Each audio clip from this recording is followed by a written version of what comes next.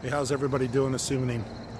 I want to talk a little bit tonight about how a lot of times when I talk about blockchain and I talk about blockchain technologies, uh, people say that perhaps the governments or banks or institutions will do something to block blockchain technology, to do something to keep it from happening, if that's possible, which I don't think it is. But I'd like to talk a little bit tonight how I believe that governments, banking, and other institutions are going to embrace the blockchain. Early, when technologies, especially technologies like blockchain, which are able to change the world and will change the world, when these ideas are early in the game, there tends to be a negative response to it. People don't like it. People, you know, they're scared of it. They're frightened of it because they don't understand it. And when you have major power centers, institutions, banks, governments that are concerned about how this is going to change the world. In fact, I might have heard the other day, believe me, this is the best endorsement blockchain could ever have, is Mark Cuban saying that he compared Bitcoin to owning pet rock. So if you don't think blockchain, Bitcoin have a big future, well then go ahead and just listen to Mr. Cuban. I say Mark Cuban's. If you know anything about his company, broadcast.com, I would encourage you to go look up broadcast.com and see how well it's doing today. I don't even think they use it as a redirect anymore.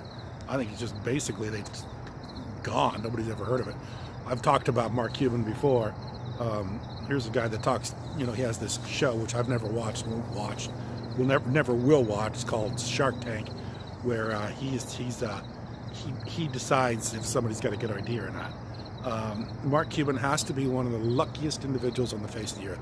If you follow his story of how he got started and how he ended up selling his company to Yahoo, it was probably that's like winning the lottery 100 times over, maybe 1,000 times over. And so, people like this, they're not going to give the blockchain any value. They don't need to. They already have their money. They really could care less about blockchain. They're not going to say anything. In fact, if anything, they're going to talk it down, because they talk down blockchain because they have no interest in thinking about it, and they obviously don't want to, they don't want to invest the time into understanding it. It's like my son and I always talk about Warren Buffett. Warren Buffett doesn't use email. Well, Warren Buffett doesn't use email because Warren Buffett doesn't have to use email.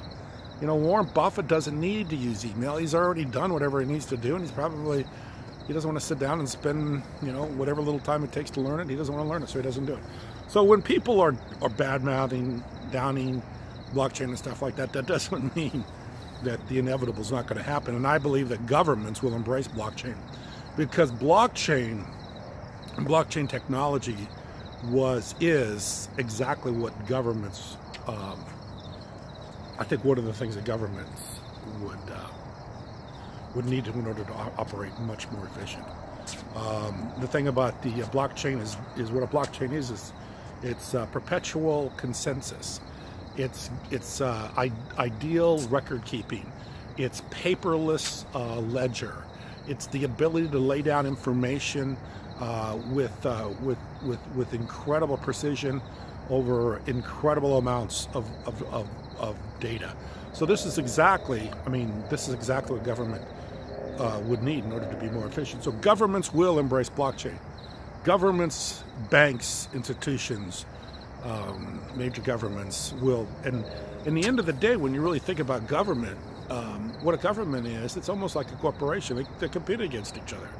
So governments that become more efficient by using blockchain technology will be governments that people will use. You got an opportunity to move from state to state in this country.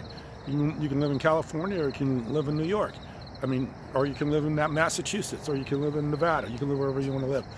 But governments that are efficiently run and do the best they can with what they have to work with, the taxpayer dollar, and make the best quality of life for the people that live there, that's where people will move. the governments that take advantage of technologies, new ideas, those will be the governments that people will want to. Those will be where people want to live, and especially within countries, those are countries where people want to live.